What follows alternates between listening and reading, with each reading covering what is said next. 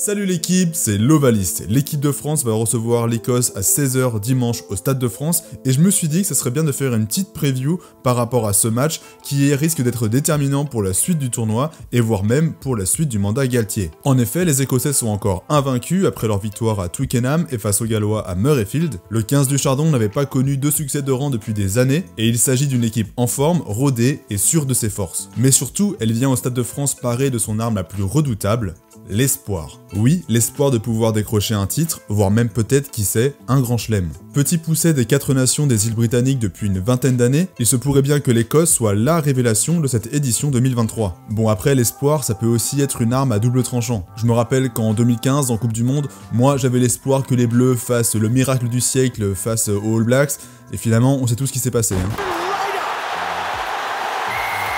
Donc la vidéo qui va suivre, qui va détailler les forces et les faiblesses du 15 du Chardon, va en grande partie s'appuyer sur le débrief que j'ai fait de la victoire écossaise à Twickenham, donc je vous invite à aller la regarder si c'est pas déjà fait. Donc là on va voir ensemble quelles sont les forces, mais aussi les possibles failles de cette équipe d'Écosse, mais avant ça je vous invite à vous abonner si c'est pas déjà fait, ça prend 2 secondes et ça soutient la chaîne. Alors hop, on s'abonne, fissa. Un des gros points forts de cette équipe d'Écosse, qu'on dépeint souvent comme fantasque, comme une amoureuse du beau jeu et des relances du bout du monde, c'est paradoxalement avant tout sa défense et sa rigueur en la matière. La défense écossaise, en effet, elle est assez simple. C'est pas une rush défense où on vient dégommer le porteur de balle directement, mais c'est plutôt un rideau qui gagne vite les premiers mètres, puis se stabilise pour contrôler et ensuite vient agresser l'attaquant. Le but de cette défense, c'est pas forcément d'avancer au plaquage tout le temps. Bien sûr, ils vont pas se priver s'ils peuvent mettre un bouchon, ça c'est normal. Mais cette stratégie, ça permet surtout 2 choses. D'une part, soit de coordonner 2 plaqueurs qui viennent maintenir en l'air le porteur de balle pour créer un maul et concéder une mêlée, ou simplement pour gagner du temps en ralentissant la sortie et permettre ainsi à la défense de se replacer. Et d'autre part, de plaquer seul, mais en permettant à un partenaire de venir gratter ensuite. Parce que comme la défense monte, mais pas trop vite non plus, si l'attaquant gagne la ligne d'avantage et donc parvient à avancer un petit peu, c'est pas grave parce que toute la défense restante, elle est déjà en jeu et n'a pas besoin de repartir en arrière et de se replacer, et donc d'être sur les talons et de créer des espaces. Un de leurs plus grands arguments dans ce secteur, c'est le capitaine Jamie Ritchie, qui excelle dans l'art de gratter les ballons et de ralentir les sorties de balles, mais aussi, il va y avoir Hamish Watson, donc l'autre flanqueur, qui revient de blessure et qui est également un maître en la matière. Ritchie et Watson, c'est des véritables poisons dans les rucks et il va vraiment falloir assurer les soutiens offensifs au déblayage au risque de perdre de nombreux ballons. De cette manière, grâce à leur défense, les partenaires de Finn Russell sont capables d'encaisser de longues séquences de possession adverse, de défendre sous pression dans leur camp sans jamais se désorganiser, tout en pouvant récupérer des turnovers à de nombreuses occasions. On va voir ensemble ce qu'ils font de ces ballons de récupération, mais avant ça, je voudrais dire à quel point cette défense est efficace, car en plus d'être efficace dans le plaquage et dans le grattage, c'est surtout en termes de discipline que les Écossais se démarquent. Puisqu'ils sont très peu pénalisés, c'est d'ailleurs la deuxième équipe la moins pénalisée du tournoi. Une véritable prouesse quand on sait que sur les 2 premières journées,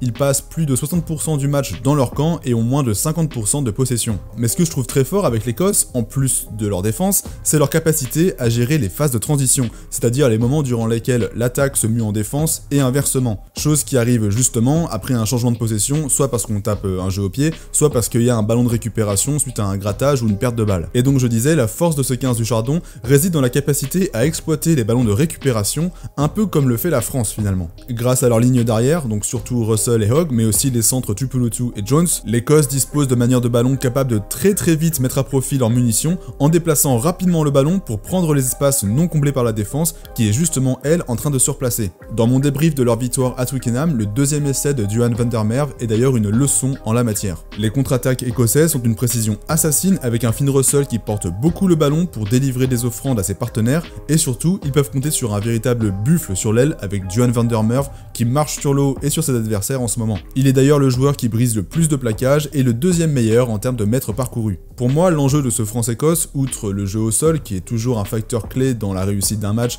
et on sait que les Écossais sont très forts là-dedans justement, eh bien ça sera aussi sûrement le centre du terrain. Tuipulotu et Jones sont 2 joueurs que je trouve extrêmement justes, d'abord dans leur comportement défensif, ils sont très durs à franchir, mais surtout en attaque, ils forment une paire accordée avec un Tuipulotu physique qui concentre l'attention des joueurs, mais qui sait très bien faire jouer autour de lui, et notamment il sait bien faire jouer Jones, qui est l'un des joueurs avec les courses les plus tranchantes que je connaisse. Il faut absolument qu'on fasse en sorte de les museler, soit en défendant directement sur eux, soit en bloquant en amont sur Finn Russell, qui est l'ouvreur qui porte le plus de ballons avec Tommaso Allan. En enrayant cette courroie de distribution, on devrait pouvoir éviter que les ballons arrivent trop facilement jusqu'à l'aile, et donc se mettre à l'abri des charges dévastatrices de Duhan van der Merwe.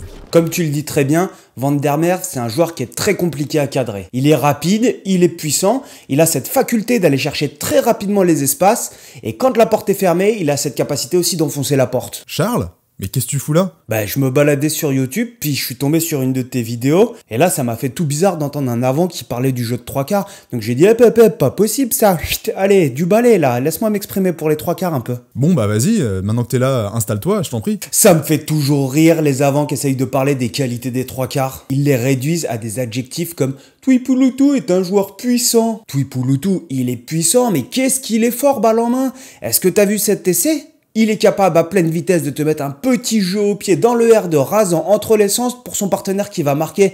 Tu t'imagines, tu vois le bonhomme qui fait 100 kg qui arrive lancé à pleine vitesse, toi tu te cadres, tu te dis ok, tu te prépares à l'impact, au dernier moment il te met un petit coup de pied. C'est comme si on disait que Etzebeth c'est un déménageur. Il sait faire des passes aussi. Bon, j'ai pas d'exemple sous la main, mais je suis sûr qu'un jour je l'ai déjà vu faire une passe à son œuf pour qu'il aille buter. Merci pour la pièce, ça fait plaisir. Effectivement, Tuipulotu est l'une des pierres angulaires de la ligne derrière, il a considérablement élevé son niveau de jeu, et il est capable de jouer de manière dure, mais aussi intelligente, un peu à l'instar de notre Gaël Fickou national. On a vu les forces de cette équipe, mais elle n'est pas infaillible, et notamment j'ai relevé quelques points qui peuvent comporter des faiblesses. Contre l'Angleterre, j'avais trouvé le fond de terrain assez vulnérable aux multiples coups de pied anglais. Russell et Hogg s'étaient fait plusieurs fois prendre en perdant les parties de gain de terrain, et ils s'étaient plusieurs fois résolus à rendre les ballons ou à concéder des touches dans leur moitié de terrain. Avec Dupont, Ntamak ou Jalibert, Ramos ou Jaminet, et voire même Fickou, je pense qu'on a les armes pour les mettre en difficulté sur ce plan. Également, toujours face à l'Angleterre, ils ont réalisé de nombreux lancers en touche directement au-delà des 15 mètres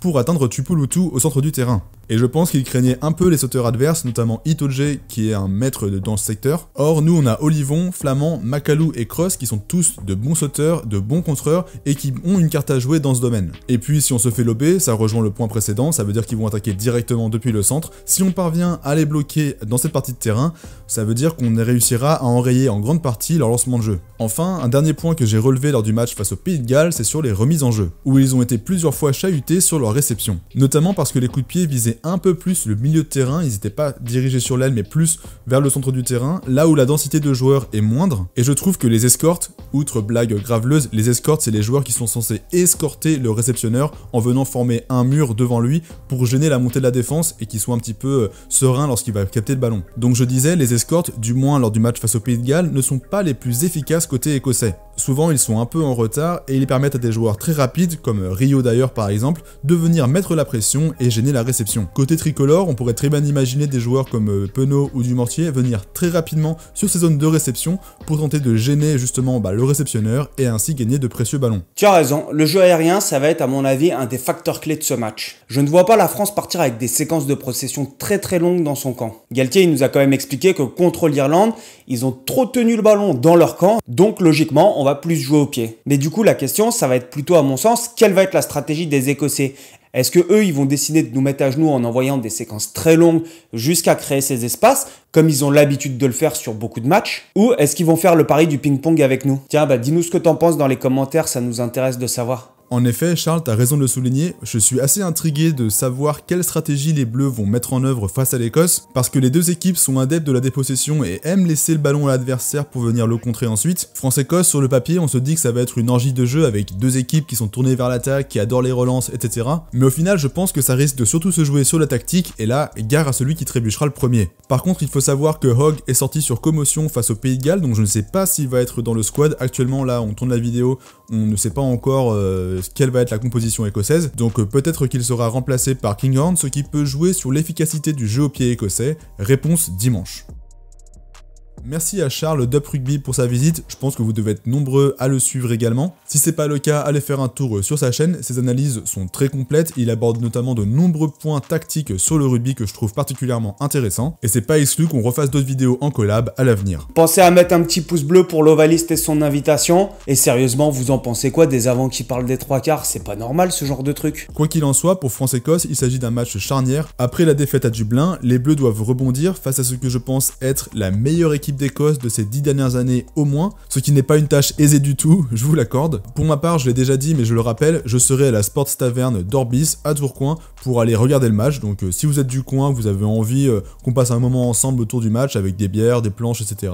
Bah je vous invite à y aller et on se dit rendez-vous là-bas. Bref, c'est la fin de cette vidéo, allez les Bleus, merci Charles, je vous dis à la prochaine, bye l'Ovalie.